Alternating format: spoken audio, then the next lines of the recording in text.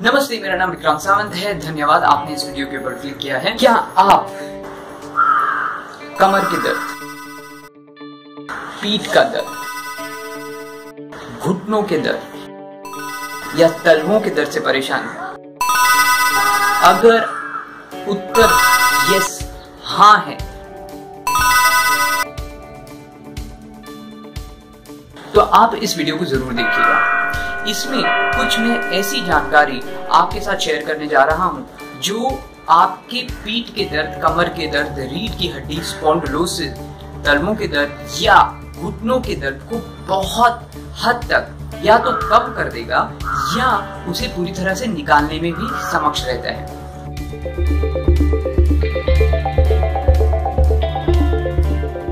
Please subscribe करें मेरे channel Sawant yoga को और बेल आइकन दबाएं सबसे पहले मेरे वीडियोस को देखने के लिए। बैठने का जो आप काम करते हैं उसको आप गलत तरीके से करते हैं। इसकी वजह से आप इतनी सारी परेशानियों से गुजरते हैं। आपके बैठने के तरीका बहुत गलत है। रीढ़ की हड्डी के परेशानी की वजह से आपकी काम वासना में भी कमतरता आती है। अगर आप उसको भी ठीक करना चाहते हैं तो केवल इस चीज को आपके दिनचर्या में आपको लेके आना है।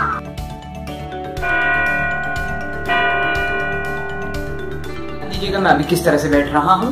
अब मेरे जो कूल्हे हैं वो अंदर की ओर चले गए कि मेरी रीढ़ की हड्डी, क्या देख पा रहे हैं? जी हाँ, जो रीढ़ की हड्डी है वो पूरी तरह से बाहर आ चुकी है।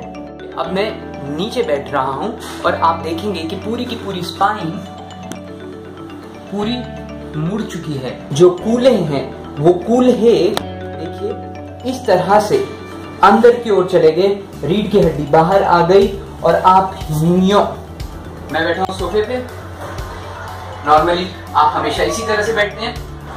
कभी भी देखिए आपकी स्पाइन पूरी की पूरी बाहर है। नीचे भी बैठते हैं तो भी आप इसी तरह से इसी प्रकार बैठते हैं। ये ही कारण है कि आपके लंबर, आपका डोर्सल और आपका सर्वाइकल स्पाइन के प्रॉब्लम्स होते हैं शुरू। आप जब आपके सोफे पे या आप चेयर पे, कुर्सी पे बैठेंगे तो आपको केवल 1 या 2 या 3 चीजों की आवश्यकता होगी। अगर आपके पास इस तरह से एक छोटा पिलो है, देखिए कितना छोटा साइज का एक पिलो या 2 पिलो रहे तो बहुत अच्छा है, वो आप यूज कर सकते हैं। या आपके पास ब्लैंकेट, इस तरह से कोई ब्लैंकेट हो या चादर हो, या आपके पास अगर ये छोटे पिलो नहीं तो आप अपना नॉर्मल जो तकिया होता है उसे भी आप यूज कर सकते हैं। तो उसको चादर को इस तरह से मोड़ लीजिए और उसको बिल्कुल एकदम पीछे, एकदम सोफे के या आपके चेयर के एकदम पीछे लगा दीजिए और उसके बाद आपको बिल्कुल इसके कोने पर, मतलब एकदम यहाँ पर बैठना है। ऊपर बैठ रहा हूँ, एकदम आ गया। ओके, अब मेरे जो कूल्हे हैं वो ऑटोमेटिकली पीछे की ओर चले जा रहे हैं। तो आप देखेंगे वो ऑटोमेटिकली पीछे की ओर मुड़ गए। अगर वो ऑटोमेटिकली पीछे की ओर नहीं मुड़ते हैं तो आप उन्हें थोड़ा सा एडजस्ट कर लीजिएगा इस तरह से, बाहर और बाहर, कि आपके कूल्हे पूरे पीछे मूव हो गए। ओके, कि इस तरह से एक ऐसा नीचे की ओर जाने वाला प्रॉप बन गया। ओके, उसके बाद आप क्या करेंगे, आप आगे की ओर जाएंगे एकदम स्ट्रेट स्पाइन के साथ। सामने ऐसे नहीं, एकदम सीधे होके आगे जाइए और आपके ये जो 2 थंब हैं, ओके, उन्हें एकदम रिब केज के बिल्कुल एंड पे रखिएगा। देखिए इस तरह से ये रिब केज है आपकी। ओके, ये रिब केज के बिल्कुल एंड पे रखिए और उसे आगे जाइए इस तरह से, हल्के से आगे जाने के बाद उसे हाथ को बिल्कुल ऊपर की ओर लेके जाइए, थोड़ा सा दबा के इस तरह से दबाइए और ऊपर लेके आइए कि आपका जो रिब केज है वो ऊपर की ओर आ जाए, कि जिसकी वजह से आपका डोर्सल स्पाइन थोड़ा इलोंगेट हो जाता है। और फिर पीछे आइए इसी तरह से। एक बार आप पीछे आ गए तो छोड़ दीजिए और फिर आप अपने शोल्डर को इस तरह से घुमाएंगे, एक और फिर दूसरा।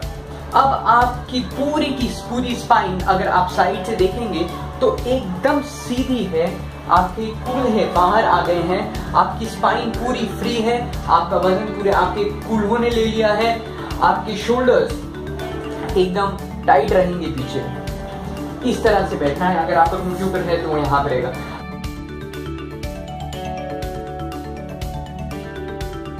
सामने कूल्हे आपको पीछे की ओर घुमा लिए हैं, आप सामने आ गए। हथेली को इधर रखिए और अपनी रिब केज को ऊपर की ओर लेके जाइए कि आपका डोर्सल स्पाइन पूरा खुल जाए। पीछे आइए, छोड़ दीजिए और फिर राइट शोल्डर और फिर लेफ्ट शोल्डर। इस तरह से आप एकदम, आपकी स्पाइन जो है एकदम सीधी रहेगी। से फॉर एग्जांपल आप थोड़ी देर के बाद वापस से ऐसे हो गए, उल्टा पुल्टा बैठने लगे, तो आपको दोबारा से ये एग्जैक्टली यही टेक्निक से बैठना है। अगर आप इस तरह से बैठना शुरू करेंगे तो आप देखेंगे कि आपका जो बैक पेन है, जो कमर का दर्द है, घुटनों का दर्द है, या पूरी रीढ़ के हड्डी का दर्द है, या स्पॉन्डिलोसिस है, या तलवों में जो आपके दर्द होता है, वो बहुत हद तक आप उस पर नियंत्रण कर सकते हैं। प्लस आप इसको अपने लाइफ टाइम के लिए यूज कर सकते हैं। प्लीज सब्सक्राइब करें मेरे चैनल सामंत योगा को और बेल आइकन दबाएं सबसे पहले मेरे वीडियोस को देखने के लिए। यूजफुल लगे तो इसे जरूर अपने दोस्तों और मित्रों के साथ जरूर शेयर कीजिए।